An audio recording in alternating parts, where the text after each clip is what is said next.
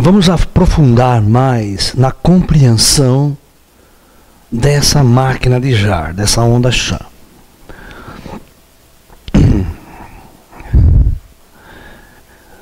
Ela naturalmente vai fazer uma separação do joio e do trigo. Ela também serve para isso. Tá? Então significa o seguinte, né? Se eu tiver um gráfico aqui, ó, nós chamamos de N aqui e aqui número de indivíduos, de pessoas. Este N aqui seria o nível de consciência e aqui o número de pessoas com tal nível de consciência. Então o que acontece? A maior parte no planeta Terra, grande parte da população do planeta tem um nível de consciência baixíssimo, então está vibrando aqui. Ok? Tem um determinado número de pessoas que esteja vibrando num ponto mais X. Então você vai ter um número de pessoas, a grande massa está vibrando, um muito grande de pessoas está vibrando numa frequência muito baixa. Então, a transmissão da onda Chan, ela é feita especificamente para este grupo que esteja nesta faixa aqui de consciência. Não vai atingir essa turma aqui. Não vai. Ok? Então, é uma máquina que tem a função já de fazer o resgate kármico, uma separação dos níveis de consciência, tirar da grande massa planetária, separar mesmo esse estágio mais avançado de consciência. Então essas pessoas, elas começam a receber em suas mentes essa interferência. Ok? E em cada um vai bater de um jeito diferente. Essa informação não vai bater igual em todo mundo. É uma máquina muito sofisticada. Quando a onda chega e bate em você, tem uma ressonância, a máquina recebe essa informação de volta. Ok? E quando ela recebe essa informação, ela é uma máquina de 2 vias.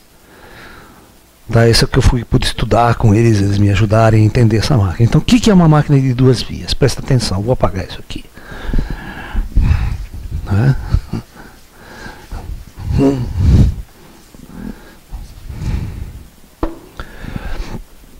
Ela é uma tecnologia de muito inteligente. Então, quando essa máquina aqui, ela envia um sinal e ela encontra uma ressonância numa mente humana,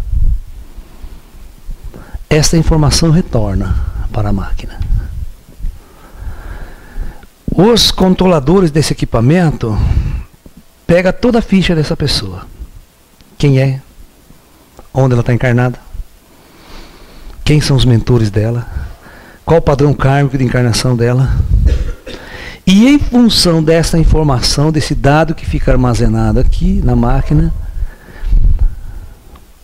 eles vão descer até os seus mentores kármicos e vão fazer um projeto com você. Eles vão decidir mandar muito mais informação para você. Ou pode decidir não mandar informação nenhuma. Porque os seus mentores kármicos chegam à conclusão que tal, não pode, vamos deixar ele desse jeito mesmo. Foi nada não.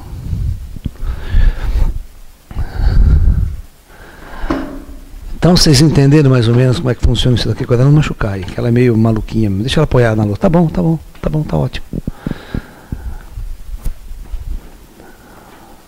Vocês entenderam como é que a coisa funciona? Ela é meio sofisticada. Então ela detecta uma possível consciência num determinado estágio. Essa informação retorna. As inteligências vão fazer uma análise daquela pessoa, daquela indivíduo, junto com os mentores kármicos dela, e ali pode-se tomar uma decisão de como conduzir a abertura daquele indivíduo. Entendeu? Por isso não é só nós que decidimos. E aí eles vão acompanhar, eles dão um grau de informação para você. Aí você desperta, tem uma coisa. O que você vai fazer com isso? Então, veja bem, a onda Chan, ela tem esse princípio, ela tem o livre-arbítrio ainda. Ela não é uma máquina manipuladora que faz a gente virar uma marionete na mão dos caras. Isso é muito importante entender.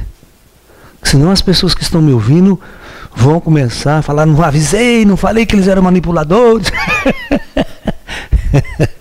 Certo? Não é bem assim.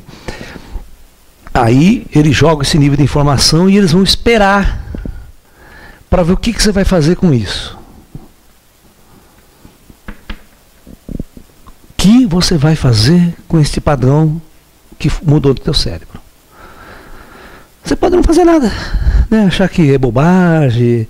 Eu estou ficando maluco. Não vou não, quero nem saber, vou continuar trabalhando. Eles não vão dar mais. Agora, se você pega essa coisa que aconteceu em você, você usa este material para fazer uma mudança profunda na sua vida, uma mudança real, e ir em busca cada vez mais de um crescimento nessa direção, quando eles perceberem que você está no momento, ele manda outra dose. Ok? Ele vai mandar uma outra carga de informação.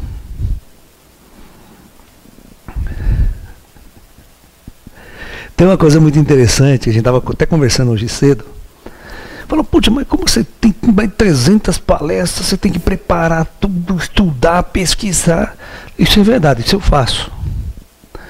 Já fiz muito na minha vida, mas tem uma época, o Greizinho chegou assim para mim e falava assim, olha, Laércio, você vai fazer uma palestra sobre tal assunto assim, assim, assado. Peraí, eu não sei nada sobre isso. Como é que eu vou fazer uma palestra sobre isso? Eu falei, não se preocupe, nós vamos ensinar você. Aí começava ele a dar dica. Isso aqui, papapá, eu fazia pergunta, anotava, pá, e montava. Mas a informação vinha tudo do lado de lá. Se você procurasse aqui, você não achava. Escrever uma informação que não tem aqui é sobre o Tantra. Sobre sexualidade humana, você não vai achar. Os livros de Tantra, os mestres de Tantra, estão tudo na Índia e não escreveram quase nada. Todo aquele seminário da sexualidade humana, das energias, da Kundalini e tal, de um jeito de ensinar, foi mostrado por eles. Né? Aí tinha um problema, né? Eles tinham que me levar para assistir relação sexual, do outro lado, para ver a energia, tudo que estava envolvido. Mas os ETs não iam me levar. Aí arrumaram uma senhora aparentemente de uns 60 anos, que ela se chama Dona Angélica. Essa Dona Angélica brasileira, e ela vinha no meu quarto me buscar, falar, não, os mentores seus pediu para eu levar você em tal lugar. E o dia que ela levou eu numa festa de estudante da PUC em Campinas. Eu lembro que a gente saiu do quarto, eu e ela, a hora que a gente chegou lá, tudo nego bebendo, comendo churrasco, beijando aqui, comendo a mulher, aquelas coisas todas, aquela zona que vocês estão sabendo como é que funciona. Eu lembro que quando a gente foi entrar dentro da casa, que era muito apertada e tinha muita gente, manja, quando você tá o corredor da casa, eu estou aqui e tem esse espaço aqui de mais ou menos uns meio metro, assim, 1 metro assim. Eu e ela tivemos que deitar de barriga e voando por cima da cabeça das pessoas. Sabe, deitado, andando no corredor assim de cabeça. Para a gente simplesmente entrar dentro e ver toda a energia que envolvia, o que era aquela festa, o que rolava de vibração, né?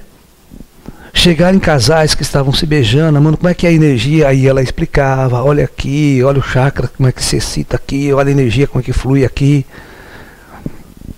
Entendeu? Então eles me levam em loco para aprender, para entender como é que funcionavam aquelas coisas. Então, o que significa? Claro que primeiramente eu fui preso nesse equipamento. E a partir da minha reação, eles foram dando mais, e mais, e mais, e mais. Então Então, à medida que você assimila aquele grau de informação, vem mais. Se você não fizer nada com aquela informação, estagnou. Então, tudo depende de nós, não é somente deles.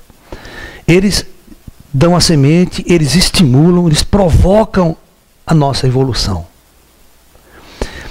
Quem de vocês assistiu o famoso 2001, Odisseia no Espaço? Né? O Arthur Clarke, no seu famoso clássico, né, 2001, Odisseia no Espaço, ele coloca exatamente... Primeiro o filme começa, vocês lembram, né? A primeira parte do filme é da Idade da Pedra, os macacão lá, né? Tribo de macaco, tal. Normal. Aí aparece um objeto estranhíssimo ali no meio dos macacos. Um objeto de alta tecnologia que é simbolizado por um bloco de pedra. E esse bloco de pedra tem umas inscrições malucas, tem uma coisa toda. E aquele objeto começa a emitir um som. E os macacos, tudo ali que sai das cavernas, vê aquele negócio lá, fica tudo oriçado com aquilo, se aproxima do objeto e põe a mão no objeto. Olha os macaquinhos. No dia seguinte ou na semana seguinte, aquela tribo de macaco entra numa briga com outra tribo de macaco, só que ele pega um osso. Pela primeira vez ele pega um osso e começa a bater o osso no chão. Aí quando vem pra briga ele dá na testa do outro macaco. E o macaco inventou uma arma. A primeira arma da humanidade. Ou seja, mostrando que aquele monolito não passava de um jar, né? De uma máquina que implantou no cérebro daquele macaco um upgrade, fazendo aquele macaco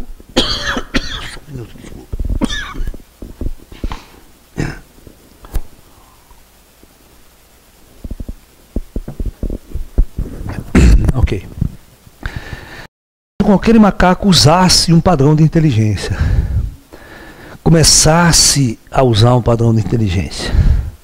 Isso começou a modificar a sua tribo, começou a modificar, usar tecnologia, uma alavanca, um objeto. Aí, nesse instante, no filme, o macaco, ele joga o osso para o alto. Quando ele joga aquele fêmur gigante de um animal gigante para o alto, aquilo vai rodando. O Arthur Clarke é muito fantástico, o Stanley Kubrick, que é o diretor, na verdade, né? Aquele osso se transforma numa estação espacial em órbita da Terra.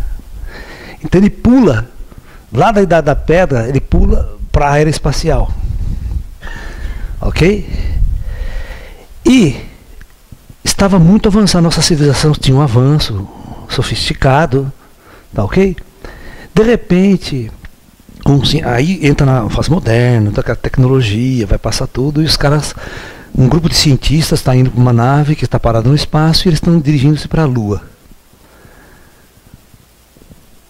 Quando eles chegam na Lua, o que tem na Lua? Não. O monolito. Os cientistas desenterraram na Lua este objeto. Novamente os astronautas, igual a história do macaco, chega e mete a mão aqui. Quando ele taca a mão aqui, é o outro upgrade, vamos por assim. E começa a ter o mesmo zumbido lá do macaco, aquele objeto começa a emitir um som, os caras botam a mão na orelha, tá tudo com aquele traje espacial de estar na Lua, né? Mostrando que de alguma forma uma inteligência extraterrestre muito avançada estava interferindo no processo evolutivo de nossa humanidade. Aí isso dá um pulo de tempo novamente. Aí dá um pulo de tempo, passa uma nave sofisticadíssima indo para Júpiter. A nave está indo para Júpiter. Quando eles chegam em Júpiter, o que eles encontram orbitando Júpiter? O Marlito Modolito. Aí, acontece umas cenas muito loucas no filme, muito psicodélicas no filme, que esse Interestelar aí quis imitar e fez uma porcaria, não chega aos pés da Kubrick, não chega nem aos pés daquela história, uma história babaca. Foi exatamente quando que há um único sobrevivente, né, dentro ali dessa nave, né, que o computador mata todo mundo, lembra? O HAL. O HAL. Ele se descontrola, e ele controlava a nave e ele acaba matando todo mundo, porque ele é uma inteligência artificial, e ele começa a dar defeito, e os cientistas ameaçam desligar ele. E para ele não ser desligado, ele começa a matar todo mundo dentro da nave. É uma muita loucura, é um jogo de... né? E aí sobra um cara só, né? Sobra um cara, um astronauta sobrevivente, que ele consegue sair da nave e tocar o monolito de novo em órbita do espaço lá. Aí, quando ele faz isso, fecha-se um ciclo, ele se vê como criança, aparece ele como bebê, aparece na Terra a vida dele, a família dele, ele crescendo todo.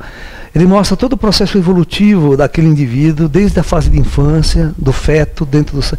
E o filme vai terminar aí, com um enigma sem ninguém saber o que significa. Certo? Mas mostrando como se o homem tivesse se libertado do ciclo de nascimento e morte. Pela primeira vez. E o filme termina aí. Essa é a chave do filme. É o outro salto evolutivo, provocado por inteligências extraterrestres em nossa civilização. Aí o filme fez puta sucesso, aí vai ter que ter o 2, né? Que é uma porcaria. Aí é 2010 o ano que faremos contato. Passou 2010, fizemos contato bosta nenhuma, estamos aqui ainda nessa merda desgraçada até hoje. Palestra é 2016, viu? Quem vacila na frente sabe. Ainda estamos falando 2016. Porque, cara, passou 2001 também, não aconteceu nada. Então a gente tinha previsões lá da ficção científica que não aconteceram nas datas que os caras fizeram. E esse 2001 foi filme da década de 70, né, 70 para 80. Os efeitos especiais eram zero, né? Não tinha aquela tecnologia que o Spielberg tem hoje, que o George Lucas tem hoje para fazer filme, né? Entendeu? Mas muito bem. O que significa isso? Que esse tipo de consciência, de que inteligências avançadas sempre interferiram no processo evolutivo da nossa humanidade, né? Está aí. E eu estou mostrando que esta é uma realidade. Só que uma coisa que todos esses filmes de ficção científica nunca levaram em conta, nunca levaram em consciência, é aquilo que é o Projeto Terra, que é a vida após a morte, que tudo está acontecendo de lá para cá. E essas inteligências extraterrestres, elas estão operando dentro de uma ordem muito precisa, dentro de passos muito precisos. Porque no plano espiritual, as nossas almas interagem com os ETs, naturalmente e normalmente. A única coisa que não acontece abertamente é quando estamos encarnados no plano físico. Mas mesmo assim, essa interatividade ela acontece constantemente, é que a gente não percebe ela. Devido à nossa experiência kármica na superfície do planeta, devido ao livre-arbítrio, ou seja, as minhas iniciativas têm que ser internas. Elas não podem ser totalmente conduzidas por fatores externos, que aí não sou eu. Não é eu que estou evoluindo, não é eu que estou me transformando. É uma força externa que está me empurrando. Então essa força externa ela tem que atuar de uma forma sutil para conduzir e deixar que o livre-arbítrio ainda permaneça, que as nossas escolhas ainda façam parte dessa jornada. Vocês têm que entender que mesmo quando os ETs apareceram para mim, conversaram comigo cara a cara, eles pediram autorização. Você realmente quer que a gente faça um trabalho com você? A gente não vai fazer nada que você não queira, que você próprio não autorize. Entendeu? Então isso foi de uma honestidade deles tão grande em relação a mim, o respeito com relação a mim. Eles podiam atropelar tudo, fazer sem pedir nada, né? Você que se vire depois. Né? Mas não, é o respeito pela alma, o respeito pelo espírito, pelo livre-arbítrio dele. E eu tive todas essas condições. E eu aceitei, e a partir de eu aceitar conscientemente, a coisa foi fluindo. E até hoje eu tenho coisas que são limitadas, Coisas que eu quero ainda conquistar e eles seguram. Vocês estão me entendendo? Então, não, daqui para frente você não pode ir. Não está no seu momento ainda. E fim de papo. Tem coisas que eu peço a eles e falam, não. Não pode. Ainda não. Então, é um passo seguido do outro. Então, é assim que funciona essa onda Chan. Ela é um processo de interferência, sim, avançada, mas depende de nossa reflexão. Como você vai refletir isso de volta. Como você vai trabalhar com aquele pacote primário de informação que eles vão te dar. Não é à toa que vocês estão percebendo que muita gente está despertando? Vocês estão percebendo ou não estão? Por que isso está acontecendo agora? E tem vários caminhos. Um desperta pela ufologia, outro desperta pela física quântica, outro desperta pela espiritualidade em si, outro, sabe? Então cada um tem um jeito de entrar no caminho. E eu tenho que abrir um leque para todo mundo. Por isso que eu, Laércio, eu falo de ufologia, eu falo de orientalismo. Uns vêm pelo Tai Chi, por praticar meditação, yoga, tal. Esse é o meu caminho de despertar. Tem outros que vêm pela ufologia. Não, eu gosto de ufologia, eu quero saber de ET mesmo, tal. Certo? Não quer saber de Tai Chi, de yoga, não quer saber de nada disso. O cara gosta de ET, de ufologia. Falo, beleza, vamos entrar por aqui então. Essa vai ser a sua porta para o seu acordar, para o seu despertar. Eu vou fazer uma pergunta para vocês, vocês vão entender que é parecido com a onda Chan, só que é uma coisa muito diferenciada. Os Klops Circles. Nenhum de vocês me perguntaram sobre os Klops Circles. Ah, que coisa, por que eu não deixei você perguntar? Você sabe o que eu estou falando, né? Vocês sabem que são os Klops Circles? Muito bem, aonde 99% dos Klops Circles apareceram aonde? 99%. Aonde? Inglaterra. Por quê? O Brasil apareceu um ou outro, o resto do mundo um ou outro, mas 99% na Inglaterra. Segunda pergunta que eu faço. Alguém decifrou essa treco? Ninguém. Alguém decifrou aqueles copos? Ninguém. Cada um que aparece é mais enigmático do que o outro.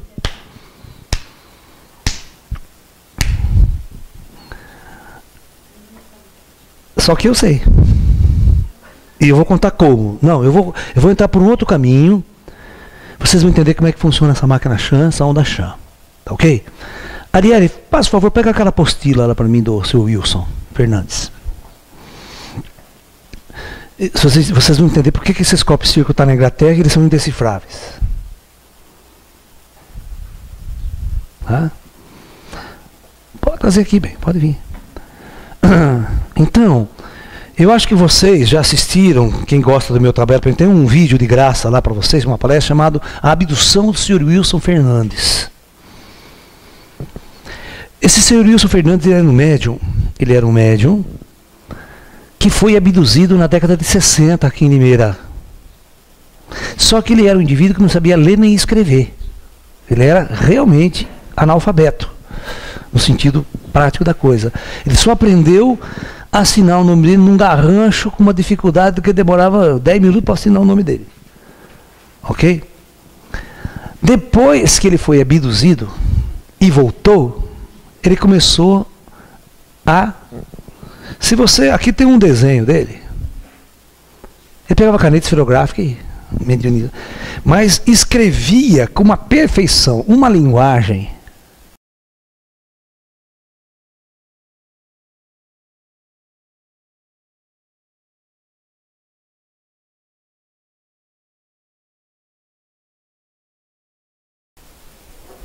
extraterrestre. Ok? Quer dar um zoom aí, loira? Não precisa. Chega aí, não sei. Estou fazendo esse papel muito pequeno. Deu ou não? Hã? Então, mais ou menos não precisava entender. É uma linguagem que nem ele entendia, que estava escrito aqui. Imagine para um cara que, sem mediunizar, não conseguia nem assinar o seu próprio nome. E, mediunizado, o braço dele desenhava um desenho rápido, que nem o Gasparetto, e escrevia um texto e assinava embaixo, umas coisas esquisitas. Depois eu vou passar para vocês, vocês podem ver os desenhos que ele fazia com essa escrita. Muito bem, até aí tudo bem. É que um dia, né, eu fui visitar o senhor Wilson para ver ele fazer esses desenhos, que fazia, né, eu pesquisei ele como um contatado, né. Eu estava no meu começo dos meus contatos com os ETs, eu já era médium com os chineses, os mestres, já incorporava, mas os ETs nunca tinham trabalhado comigo, eu nem conhecia os Greyzinhos, nesta época. Aí eu falei para o senhor Wilson, eu gostaria muito de ver o senhor desenhando, ver o senhor mediunizado, canalizando isso aqui. Ele falou assim para mim, olha, eu sinto muito, mas faz 10 anos que não vem nenhum desenho, eu sento, não acontece nada. Tá? Isso foi num sábado à noite que eu fui visitá-lo. Fazer uma pesquisa com ele. No dia seguinte, 7 horas da manhã, ele bate na minha casa. Porque ele era muito simprão, né? Professor, o que foi? Não, depois que o senhor foi embora ontem, aconteceu um fenômeno. Eu comecei a ficar esquisito, e minha mão começou a tremer, quando minha mão treme, porque eu preciso desenhar. E ele tinha um pacote de cartolina, que os caras davam ele desenhar. Depois ele passou a desenhar em cartolina grande, sabe? Fazer os desenhos grandes. Diz que fez 40 desenhos numa noite. E ele falou assim, ó, e os ETs mandou entregar tudo para você. Mandou entregar tudo para você. Ele deu tudo aquele monte de... Tem um lá? A gente vai colocar na parede aqui um desses desenhos que ele fez para mim nessa época. Guarda ele, que vamos botar num quadro. Tá isso. Então veja bem. E aí, cara, o fato ficou interessante, né? Aí eu falei assim, não, doutor, eu queria ver você desenhar, né? Aí no outro fim de semana, que eu fazia Unicamp, ficava semana fora, só vinha fim de semana para Limeira. No outro sábado eu marquei com ele para ver se ele ia desenhar na minha frente, que eu queria ver ele desenhar na minha frente. Então veja só o que aconteceu. Aí ele começou a desenhar na minha frente. Fez um desenho, fez 2, 3. Ele falou assim, ó, Laércio, pega uma caneta aí que o ZT disse que quer desenhar através de você agora, quer usar você. Falei, very good. Peguei a caneta e começou. Também, né, que eu era médium já. E aí começa a vir uma linguagem estranha também. Escrevia igual ele. Assim. Daí eu brinquei muito com isso, né? Aí eu peguei um caderno, começava a brincar em casa, fazer um monte de coisa. Os ETs me pegaram antes dos mestres chineses apresentarem para mim. Bom, tudo bem. Até aí tudo bem. Aí passou um tempo, passou 1 ano, 3 anos, 4 anos, já fiquei muito acostumado, já os ETs já entraram na minha vida normal, tal. Os gurizinhos apareceram, já tinha aquele contato mais claro com eles, tal. Né? Nunca mais fazia esse tipo de coisa, não tinha necessidade, tal. Foi a primeira fase só. Aí, a revista Planeta, na época não tinha revista UFO ainda lá do Gevaert. E existia uma revista OVNI, publicada no Rio de Janeiro pela doutora Irene Grant. Vocês conheceram a Irene Grant? Que era uma das grandes ufólogas do Brasil, precursora da ufologia no Brasil, tá? Lá junto com o Flávio Pereira, o pessoal tudo já morreu. Tá? Os precursores da ufologia na década de 50, 60 aqui no Brasil. Estudava todos os casos de ufologia dessa época. E era a década de... E era 80, 78, 79, 80, por aí, essa época aí, tá? Essa revista. Aí surgiu um contatado no Nordeste. Ele está vivo até hoje, tem na internet, da história desses por pegar, chama Antônio. Ele chama Antônio. E ele é, lá do Pernambuco, do Recife, ele é paraplégico. Ele anda com uma muletinha assim. Uma pessoa humilde, simples de tudo. Esse indivíduo foi abduzido, tá? Fisicamente, e levado para os ETs, e diz que ele fala que ele levaram para outro planeta. Diz que ele viu, conheceu outro planeta, ficou 3 dias fora e trouxeram ele de volta. E aí, ele também começou a psicografar essa linguagem esquisita. Ok? Presta atenção. E ele era um paranormal mesmo, cara. A Irene Grant, por exemplo, levou ele para fazer um congresso no Rio de Janeiro, que quando ele entrou na casa da Irene Grant e sentou no sofá, A Irene Grande escutou um barulho na cozinha, de metais, ela foi na cozinha, todos os talheres que estavam nas gavetas ficaram retorcidos. Ela disse que ela tinha um faqueiro de prata, aquele conjunto de prata caríssimo que ela tinha ganhado no casamento dela, ficou tudo retorcido, inutilizável. Só com a presença dele lá na casa da Irene Grande. E eu trouxe a Irene Grande para participar de congresso aqui em Campinas, quando eu fazia congresso de ufologia, né, na década de 90, 80. Eu conheci toda essa gente de perto. Mas o interessante é só um detalhe que eu quero colocar aqui para vocês.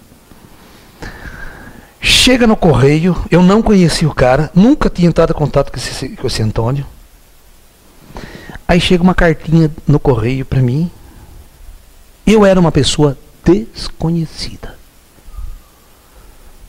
Eu não era um ufólogo com as pessoas, ninguém conhecia o Laércio.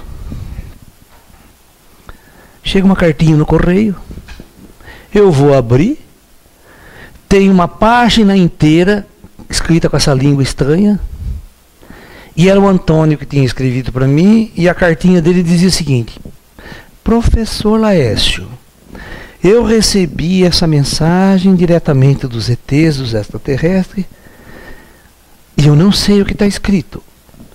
Mas os ETs falaram para mim que o senhor é a única pessoa na Terra que consegue traduzir o que está escrito aqui.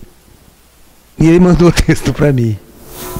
Ou seja, diretamente dos ETs. Então, e eu sabia o que estava escrito ali.